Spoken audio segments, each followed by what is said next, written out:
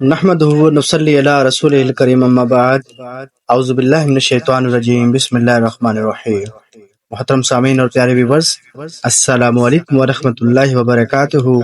امید کرتا ہوں آپ سب لوگ خیر و عافیت سے ہوں گے، اور دعا ہے رب جلیل سے آپ جہاں بھی رہیں خوش رہیں، آباد رہیں، ہنستے مسکراتے رہیں، آمین۔ دانا فقیر اور بادشاہ کا قصہ۔ یہ فقیر جہاں جاتا بس یہی صدا لگاتا، 3 باتیں سن لو اور ہر بات کا معاوضہ 100 روپے دے دو۔ بڑا دلچسپ واقعہ ہے، ویڈیو کو اسکپ کیے بغیر پورا دیکھیے گا تاکہ وہ 3 باتیں آپ جان سکیں۔ اور میرے تمام سامعین سے التماس ہے جنہوں نے میرے چینل کو ابھی تک سبسکرائب نہیں کیا تو میرے چینل کو سبسکرائب کر دیں، بیل آئیکن کو پریس کر دیں تاکہ میری ہر نئی آنے والی ویڈیو آپ تک بآسانی پہنچ سکے۔ دانا فقیر اور بادشاہ۔ یہ فقیر جہاں جاتا بس یہی صدا لگاتا، 3 باتیں سن لو اور ہر بات کا معاوضہ 100 روپے دے دو۔ کوئی بھی اس صدا پر کان نہ دھرتا، تنگ آ کر فقیر دریا کی طرف نکل گیا۔ وہ کنارے کنارے چلتا جاتا اور بڑبڑاتے ہوئے لوگوں کو کوستا جاتا تھا۔ اتفاق کی بات ہے، وقت کا بادشاہ بھی سیر کے لیے وہاں آیا ہوا تھا۔ اس نے فقیر کو کوستے سنا تو اسے بلا کر وجہ پوچھی۔ فقیر نے اپنا تعارف کراتے ہوئے کہا، میں تھکا ہارا بد نصیب ہوں جس نے قیمتی سودا سستے داموں فروخت کرنے کی کوشش کی مگر کسی نے بھی میری نہ سنی۔ بادشاہ بولا، فقیر اب کہو، میں تمہاری شرط منظور کرتا ہوں۔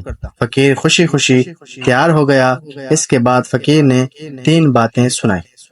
نمبر 1، رات دا جاگن بھلا، یعنی رات کو جاگنا مفید ہے۔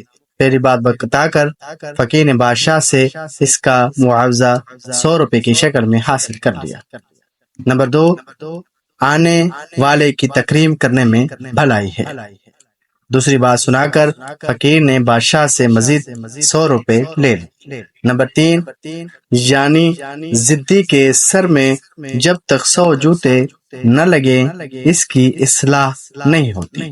اس طرح فقیر نے آخری بات کے عوض بھی 100 روپے لیے اور چلتا بنا۔ وزیر نے عرض کیا، بادشاہ سلامت، یہ تو عام باتیں تھیں، آپ نے خواہ مخواہ فقیر کو اتنی اہمیت دی۔ بادشاہ نے کہا، بات کو نہیں دیکھتے، بات کے انجام کو دیکھتے ہیں۔ اب تینوں باتوں کی حقیقت معلوم کرنے کے لیے بادشاہ بیس بدل کر رات کو محل سے نکل پڑا۔ اسے 2 عورتوں کی آواز سنائی دی، ایک ہنس رہی تھی، ایک رو رہی تھی۔ بادشاہ نے باہر سے آواز دی، وہ بولی، کون؟ بادشاہ نے کہا، پہرے دار۔ وہ کہنے لگی، جا چلا جا، میں ہنس رہی ہوں، میرا نام تدبیر ہے، اور جو رو رہی ہے اس کا نام تقدیر ہے۔ بادشاہ نے اندر جھانک کر دیکھا تو خوبصورت عورتوں کے چہرے دکھائی دیے۔ دونوں نے کہا، اس ملک کے بادشاہ کو شاہی باغ کے پیپل کا سانپ ڈس لے گا، جس کے باعث بادشاہ کی موت واقع ہوگی۔ بادشاہ وہاں سے رخصت ہو کر سیدھا اپنے محل میں پہنچا۔ اب وہ اس بات کی صداقت کو پرکھنا چاہتا تھا۔ اس نے شاہی خزانے کو صدقات و خیرات میں تقسیم کر دیا۔ وہ سانپ کے متعلق سوچنے لگا۔ اس نے پیپل سے محل تک کا راستہ بنایا اور اس پر کپاس بچھا دی۔ اس راستے کے دونوں طرف پھولدار پودے لگوائے اور سانپ کا انتظار کرنے لگا۔ ایک خاص وقت پر سانپ پیپل کی شاخوں کے درمیان سے نکلا اور اس نے زمین پر چھلانگ لگا دی۔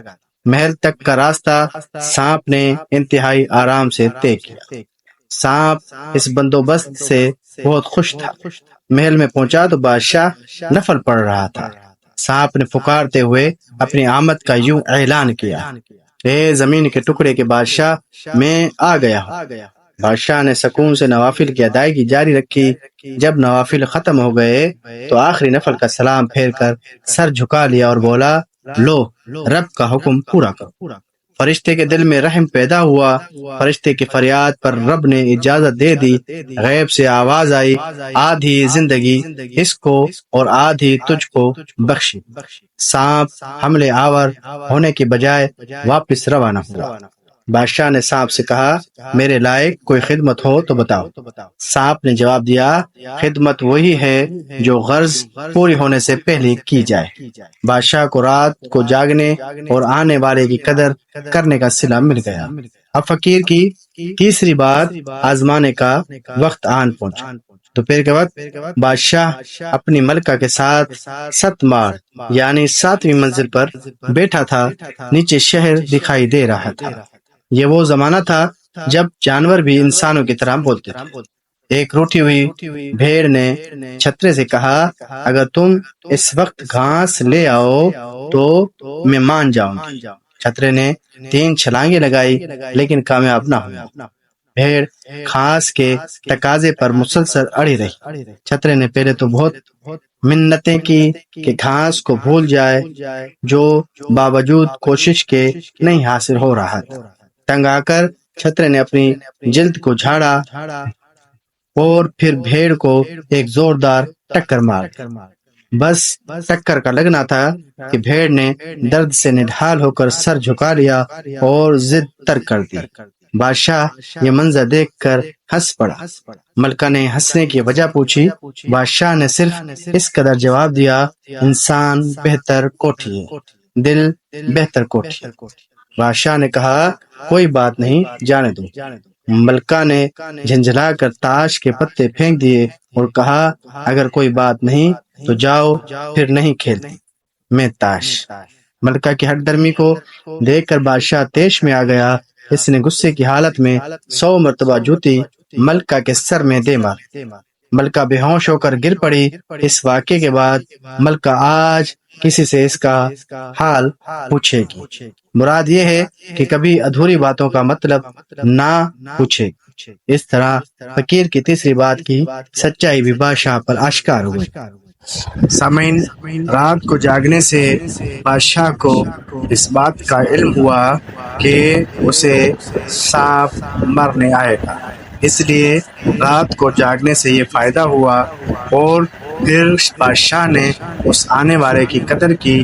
بادشاہ نے سانپ کی راہوں میں آرام دہ راستہ بنا دیا تاکہ آنے والا اپنی عزت و تکریم کروا جائے۔